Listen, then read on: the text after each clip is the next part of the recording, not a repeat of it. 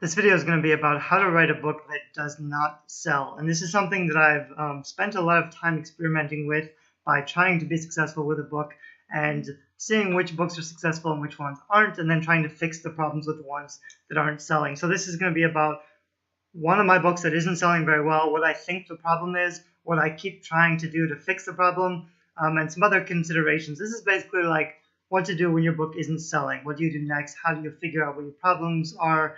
And how do you fix it? So this book in question is called Prescient, and it's a young adult dystopian zombie time travel. So part of the problem is that it's cross-genre. However, there are a lot of other young adult books in the space that are time travel, dystopia, zombie related. So it's not that far-fetched for the genre. Like, it's still a strong genre that's popular. I have friends in the genre, which is young adult dystopian or sci-fi, who are doing very well. They're in the 2,000 or 3,000 range. Most of my books stay in the 30,000 range without a lot of promotion, or really without any promotion. This particular book is at 150K or above, which is kind of weird because it's not that dissimilar from my other books. If anybody follows me and they read one book, they might try to read my other books. So it's kind of weird. Out of like 5 books, I have this one that's just way different in terms of sales rank and conversion. So one of the things that I thought it was in the beginning was the book cover. So I did, multiple book covers. I tested 4 or 5. I think now I have a new book cover, which is a lot stronger than the covers that I was using. And the thing with covers is that you don't really want just one that looks good or looks attractive or pretty. You want one that's very clear about the genre. So I had like a teenage girl and a little bit of a dystopian ruined city in the background, but it wasn't as action-based as it should have been. So my new cover has a girl with a gun and a knife. It's just a little more obvious, a little bit more like this is an action adventure, not some slow drama. So I think that cover probably will perform better. However, like I said, I haven't seen a huge boost of sales.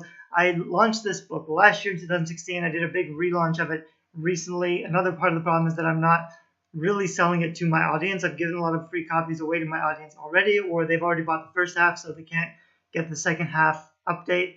So I've been doing some weird things in that regard. However, I've done this with other books of mine, and they haven't had such big problems. They still do pretty well. So there's something else going wrong with this one.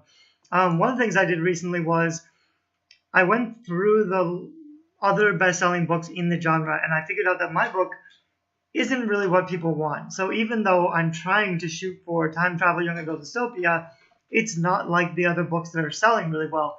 One of the reasons is I'm still kind of using the Twilight model of young adult fiction, which just means people go to high school, and while they're at high school, crazy stuff happens, but they still have to go to high school and do their classes. This is a little bit modified from the Harry Potter version, which is more popular, which is that a normal kid goes to a special magical school somewhere else, or a new place or a new home or whatever, but then there's usually some training and tests involved. So you still have kind of an academic environment where they have to learn things and do tests, and there are teachers and authority figures. That's a popular model, but they're still not as popular as the stuff that's selling really well in my genre right now, young adult dystopian. It's more about structured class systems and interclass warfare and revolution and tyranny. There's not really a school model. These are more based on war or social factors or culture. There's a lot more romance. Anyway, it's just kind of a different type of book. So the reason that I'm not selling as well as these other bestsellers is because my book isn't the same type of book. And out of like 10 or 15 of the bestsellers in my genre, they're all doing very similar things. They have very similar types of stories, both traditional and self-published fiction, which means readers really like those kind of stories. That's what's selling. That's what readers want. So on the one hand, I've already written this book. I can't just write like a new book. I can't fix the problem of my book not satisfying readers because it's not what's popular right now. But on the other hand, they wouldn't really know that until they've bought the book. So it still doesn't explain why this book isn't converting as well. Because if I'm trying to compete with those other dystopian books, if I have a great description, if the cover is really good, I have like 150 reviews or something for this book, so it's not a review problem. there's still a disconnect between, because if it just wasn't satisfying, people would still buy it and they just may not review it very well or wouldn't get as much reviews. But the fact that my book isn't really the same type of stories those other books are selling really well shouldn't account for such a huge discrepancy in sales volume. So I thought next, it's probably my description. I better fix my description. And I have said before that I think it's better to start with a hook and the story right away. So instead of putting up a bunch of 5-star reviews, award-winning author, and all this extra information, which I call cognitive benefits, readers really want to know the story first. You have to prove to them that you can hook them with the story, with your tagline or premise, to get them into the story first, and then prove the benefits, the cognitive benefits later, when they're kind of once you've sold them on the story, then you put them over the edge with practical considerations when they're actually thinking about buying the book. However, I noticed I'm using Klytics, which has really good reference data about different genres, and I read through the descriptions of the top 100 bestsellers in young adult sci-fi, and found that most of them are using those cognitive benefits first. So they have, reviews, award winner, 1 million downloads,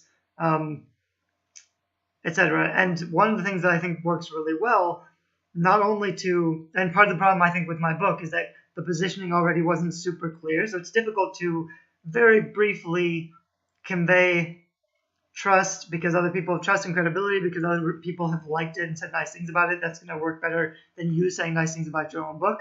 But also being able to edit a bunch of my reviews and just taking short phrases, maybe 3 or 4 short phrases from the reviews that really hone in on the positioning. So this is time travel dystopia. This is Hunger Games meets Back to the Future. Really clear positioning statements so that readers know where to place my book and what type of book this is, whether or not they're going to like this type of book. And then I got into my story.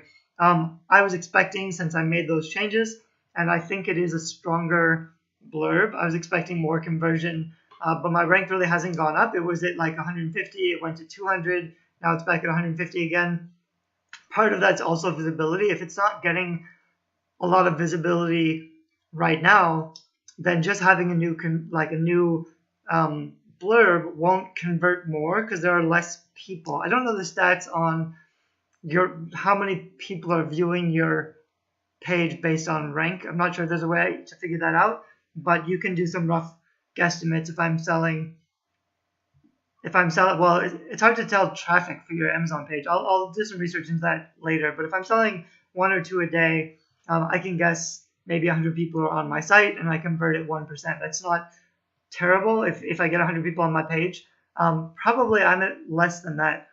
And so part of those factors are visibility and sending people, driving traffic to your Amazon page. What probably is happening is that because I haven't launched this really well, or because I've promoted it to my family or friends, my also bots are probably pretty messed up, which just means my book isn't showing up next to a bunch of other books in my genre, the right books in my genre. Because if I had a lot of, like I said, I already gave it away for free to my list, and I tried to do a little extra promotion by posting on my Facebook page. So if I got 20 to 30 sales from friends, Amazon would try to figure out that data and see who's buying this book, and then try to promote the book to other people who have similar interests or purchasing habits, but those would be the totally wrong people who don't buy books in my genre. So it might have confused Amazon, and they may have tried to promote it to more people who didn't buy it, and then they stopped promoting it because they figured people don't want it. So you do have to be careful with that. To remedy that, I'm going to focus more on advertising for a little while. I generally think it's difficult to make money advertising one book rather than a series, but if you have a book at $3.99, or even if I put the price up to $4.99, I can spend more on advertising and still make a profit and try to keep that rank a lot higher. But at least in the short term, if I spend some money on advertising for a couple of weeks to try to populate my also bot so that my book is showing up for a lot of other books, then I won't need to spend as much on advertising, because I'll be training Amazon who to show my book to. So those are important considerations. Those are all the things that I need to fix. It's not one thing. If your book isn't selling, you can do incremental tweaks or increases in a lot of different conversion, what's the word? The places where conversion dies, so conversion gates or the factors in your conversion that need fixing. Its cover, its blurb. Like I said, reviews isn't really a problem because I have a lot of reviews. Visibility is a big problem right now, so I'm going to have to find new ways of getting more visibility for that book in particular, although it's a little weird because it shouldn't be getting less visibility than my other books, which I'm doing the same amount of marketing for. So the fact that it's just not being seen or not converting at all, there's something weird going on. Anyway, that's what I'm trying to fix. So I hope this video is a little bit interesting. I have a blog post to show you in more details exactly what I've changed. If you're interested in that, I'll put the link down below the video.